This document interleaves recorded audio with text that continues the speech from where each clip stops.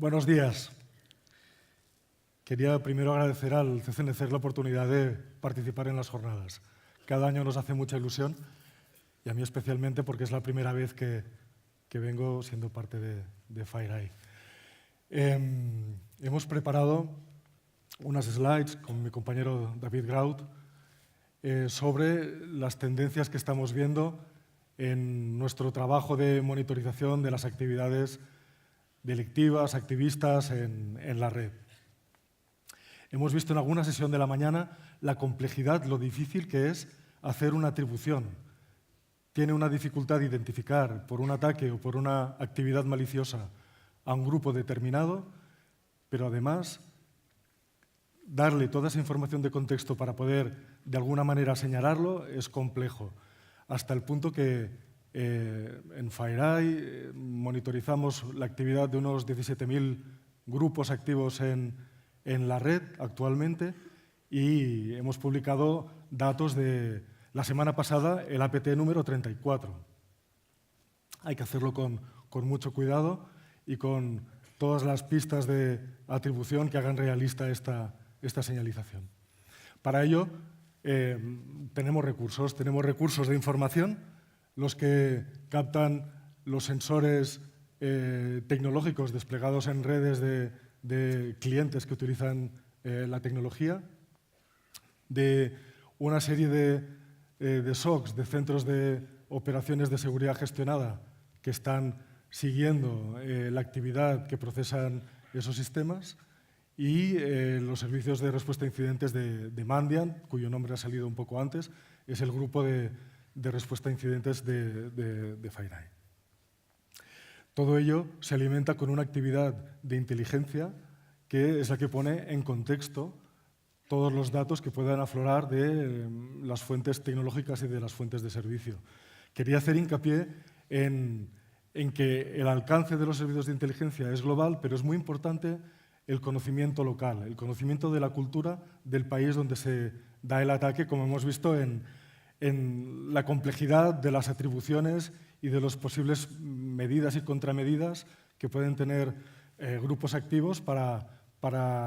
ocultarse o para suplantar identidades de otros grupos.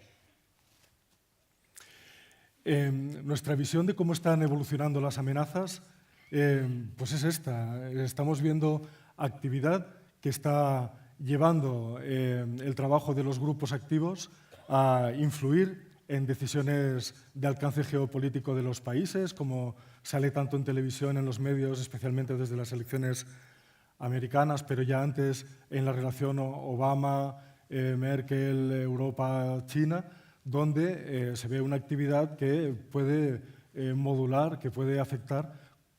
cómo pasan las cosas, cómo decide la sociedad temas importantes como unas elecciones o encuestas sociales para tomar decisiones desde el punto de vista de los gobiernos de la ejecución de sus políticas.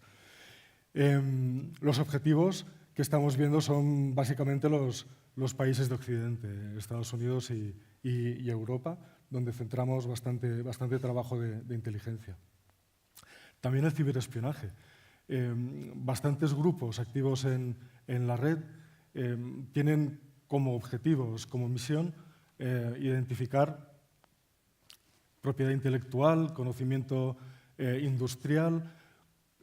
datos que puedan permitir a organizaciones y especialmente también a países recuperar el tiempo de los países líderes tecnológicos y potenciar políticas de crecimiento como sucede en los países de Extremo Oriente. Y también vemos dinámicas en el ámbito financiero donde hay grupos que están derivando sus ambiciones de conseguir capital, de conseguir dinero de instituciones clásicas como los bancos hasta ahora y empiezan a buscar cómo monetizar sus acciones en transacciones de ciberdivisas o atacando a empresas que manejan mucho dinero en muy pocas transacciones, como son los traders o las mesas de tesorería de asesores financieros. En realidad, una tipología de esta mecánica de actuación que está evolucionando en este sector, vemos que tratan de buscar el pelotazo de alguna manera en una acción, conseguir el máximo de capital posible frente a otras dinámicas que eran más comunes en el pasado, de conseguir monetizar ese esfuerzo con muy poco dinero en muchas transacciones y que pasasen desapercibidas en el seguimiento de las transacciones pues, bancarias, por ejemplo.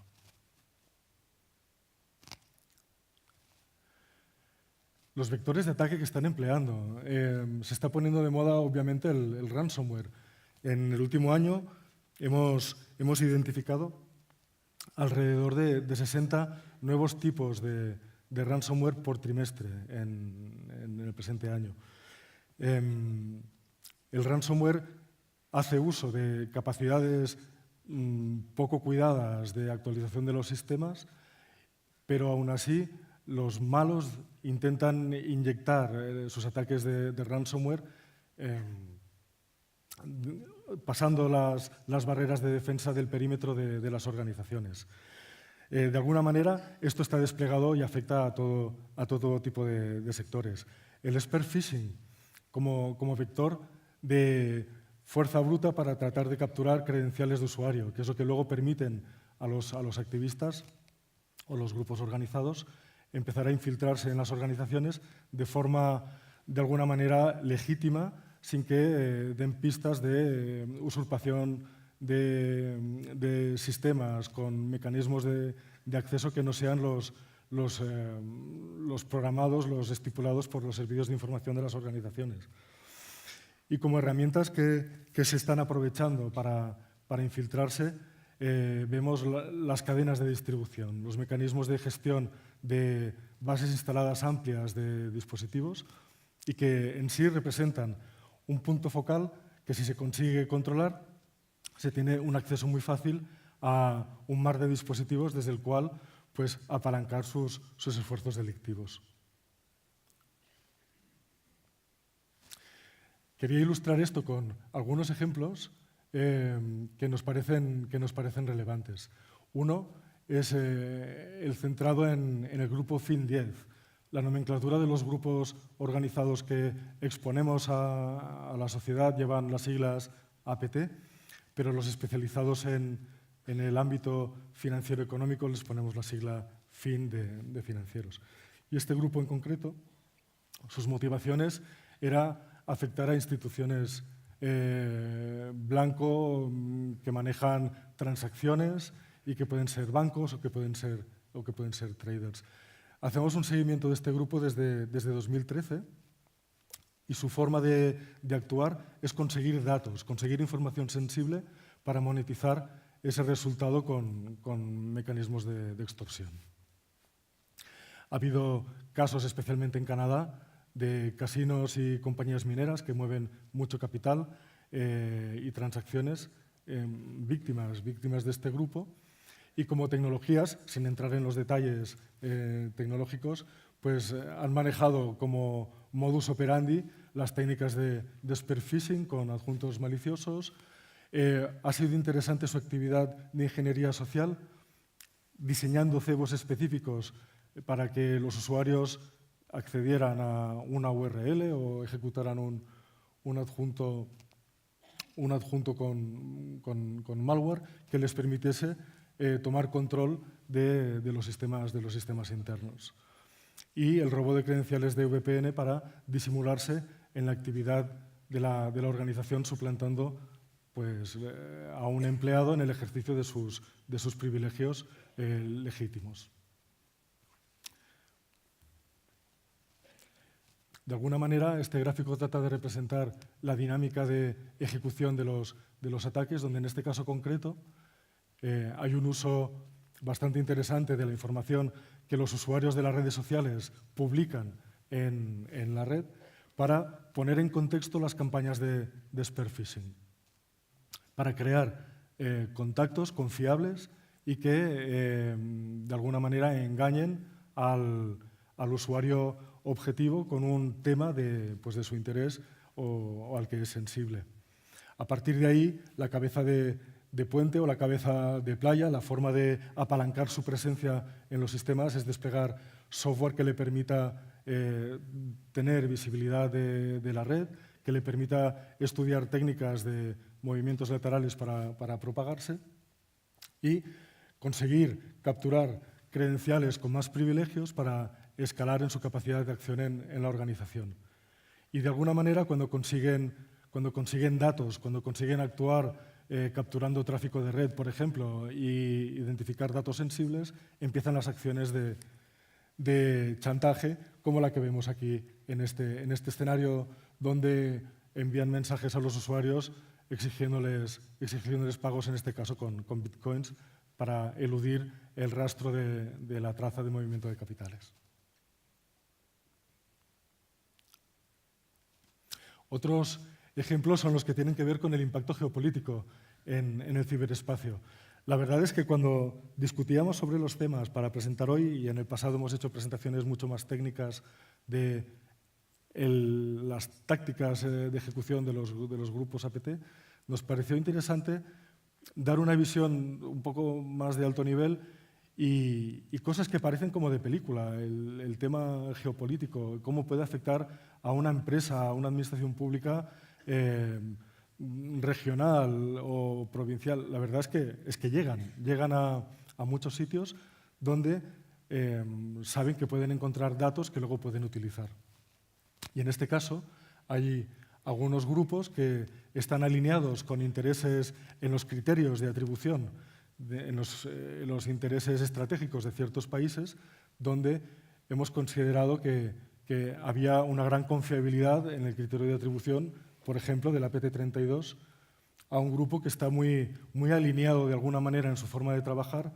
en las políticas, en las estrategias del gobierno vietnamita, en este caso, para desarrollar su país, ¿no? De la red de sistemas desplegada en clientes de FireEye se han detectado unas 12 víctimas identificadas, 10 más que han comunicado y que luego se ha validado esta atribución a este APT, y que con el tiempo se trataba de grupos identificados y monitorizados desde hacía un tiempo, pero que las pistas de atribución que hemos ido integrando nos han llevado a concluir que 4 de estos grupos eran en realidad el mismo en la forma de trabajar. Es un grupo activo especialmente en Oriente Lejano, en el Extremo Oriente, en el sur, donde hay actividad pues, de países competidores de Vietnam, donde hay despliegues tecnológicos importantes y proyectos de industrialización llevados por las deslocalizaciones de Occidente y que acercan la tecnología pues, a gente interesada en usarla. En los hallazgos que hemos considerado interesantes para las atribuciones, hemos visto que hacen seguimiento de sus propias actividades en webs específicas, que tienen un alto grado de desarrollo en la creación de cebos interesantes para hacer confiable la ejecución de sus técnicas maliciosas por parte de usuarios, y que además hacen esfuerzos que resultan en la forma de esconderse, ¿no? Son muy avanzados en técnicas de ataque, en el estudio de los sistemas operativos y de las brechas que puede haber en la tecnología, para poder pasar desapercibidos un máximo de tiempo hasta que se detectan esas brechas. Tienen esa capacidad incluso para desplegar su propia red de backdoors, para poder ampliar el alcance de sus acciones. Otro actor es el APT33, que publicamos este verano, y de hecho viene a colación uno que publicamos la semana pasada, el APT34, que parecen muy alineados con los intereses del gobierno iraní. Es evidente que entra en cuestión, ¿no?, la confiabilidad de esta atribución, si es resultado de un análisis de pistas falsas o de otro grupo activo que quiere hacerse pasar por iraníes. Veremos algún indicador de por qué nos lleva a esto. Este grupo ha trabajado bastante con el spear phishing, que es una puerta muy grande en la actualidad en los perfiles de ataque. El correo da pie al 80-85% de los ataques actualmente, y es un sitio donde, si se ponen las máximas medidas de protección, hay un gran beneficio en potenciales consecuencias de sufrir ataques. Y vemos que el idioma farsi en el código, que es un tema que salía antes con David Barroso como pista, es muy difícil que alguien que no hable farsi programe con este tipo de lenguaje en los códigos. Ha habido malas políticas de ocultación al encontrarse rastros de este estilo, y son elementos más que nos dan pie a hacer la atribución de la PT33.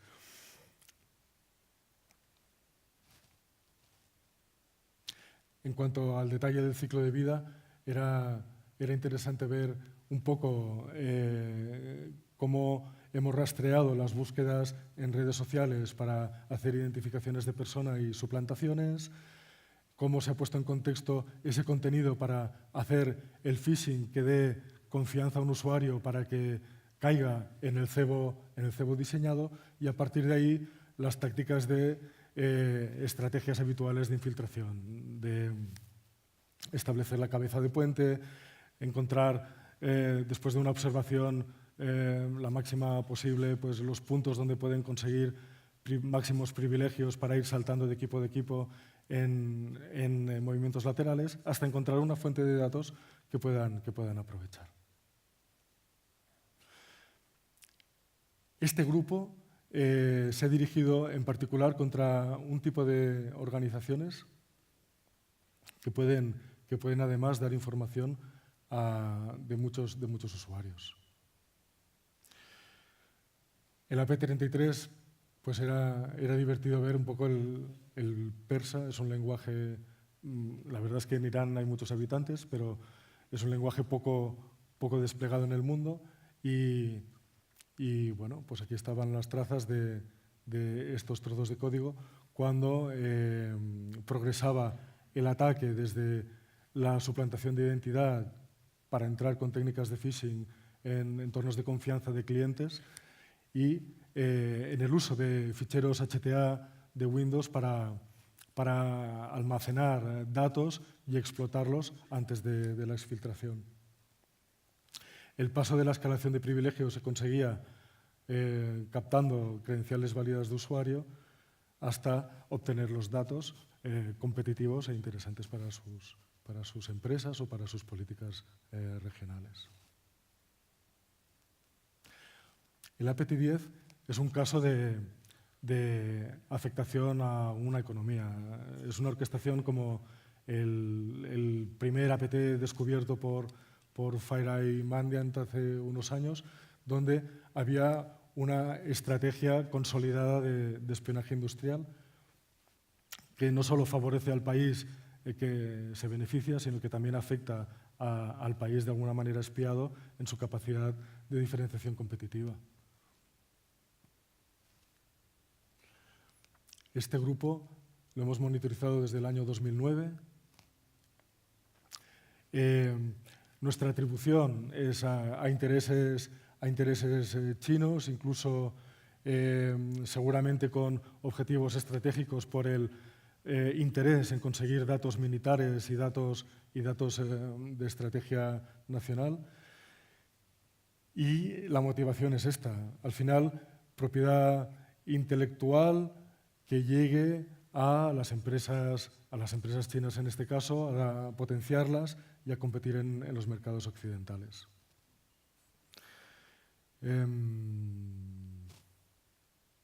Como resumen un poco de esta visión y de estos ejemplos, lo que estamos viendo es que los grupos activos, los grupos de cibercrimen en la red, están alcanzando niveles de ejecución técnica que hasta hace poco tiempo solo estaban al alcance de gobiernos, de organizaciones que podían dedicar muchos recursos en personas y muchos recursos en capital para desarrollar tecnología adecuada para el espionaje. Los grupos organizados han descubierto o han evidenciado que pueden capitalizar esas inversiones cada vez más fuertes en tecnología porque pueden conseguir dinero con ello. El crimen es rentable. Los países han empezado a desarrollar su propia ciberestrategia de defensa y también de ataque. Se está hablando estos días de cuál es el límite de la soberanía nacional en los países de Europa, en Estados Unidos. En Gran Bretaña ya han declarado, o están casi a punto de hacerlo, las redes como territorio nacional británico, y que una agresión cibernética pues es prácticamente un hecho de declaración de guerra. Y que además se está exfiltrando la tecnología, que los hackers quizá con menos recursos consiguen tener acceso a herramientas antes inimaginables para poner en práctica pues, sus misiones. De alguna manera, consideramos que ante este escenario es muy importante disponer de visibilidad y sobre todo de capacidad de reacción, porque un lema del grupo de servicios de FireEye es que no existe la seguridad 100%. Vale la pena protegerse al máximo, pero vale la pena también disponer de las herramientas de respuesta en el caso de que la defensa falle y poder responder. Y esta es un poco la visión que os queríamos transmitir esta mañana.